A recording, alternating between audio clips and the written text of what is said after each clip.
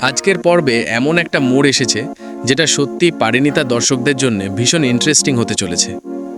শুরুতেই একটা গুরুত্বপূর্ণ কথা বলে রাখি, আমরা আগেই যে ফ্লিপ বুক বা স্কেচ বুকের কথা বলেছিলাম সেটা কিন্তু আমাদের পিন পোস্টে এখনও রয়েছে। যারা এখনও দেখোনি অবশ্যই একবার দেখে নিও। এবার আসি আসল বিষয়টায়। পারুল এবার একেবারে সঠিক জায়গায় হাত দিয়েছে। যে স্কেচবুক বা ফ্লিপ বুকটাকে সে শুরুতে পুরোপুরি ইগনোর করেছিল, সেই জিনিসটাই এখন তার হাতে তুলে দিল একটা বড়সড় ক্লু। আর এই ক্লুটাই ভবিষ্যতে গল্পের মোড় ঘুরিয়ে দিতে পারে। এতদিন ধরে যে সংযুক্তার রহস্য চলছিল, এবার অন্তত মনে হচ্ছে সেই জট খুলতে শুরু করেছে। প্রশ্ন একটাই, এই ক্লু কি পারুলকে সত্যের একেবারে কাছে নিয়ে যাবে, নাকি আবারও কোনো নতুন বিপদ অপেক্ষা করছে? আমাদের মতে গল্প এবার ধীরে ধীরে ক্লাইম্যাক্সের দিকে এগোচ্ছে। তবে তোমাদের কি মনে হয়, পারুল কি সত্যি সবকিছু বুঝে ফেলেছে, নাকি এটা শুধুই আরও বড় কোনো গেমের শুরু?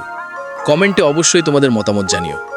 আর যারা নিয়মিত সিরিয়ালটা ফলো করছো তাদের জন্য মনে করিয়ে দিই, পরিণীতা প্রতিদিন রাত ৮টা নাগাদ সম্প্রচারিত হয় শুধুমাত্র জি বাংলায়।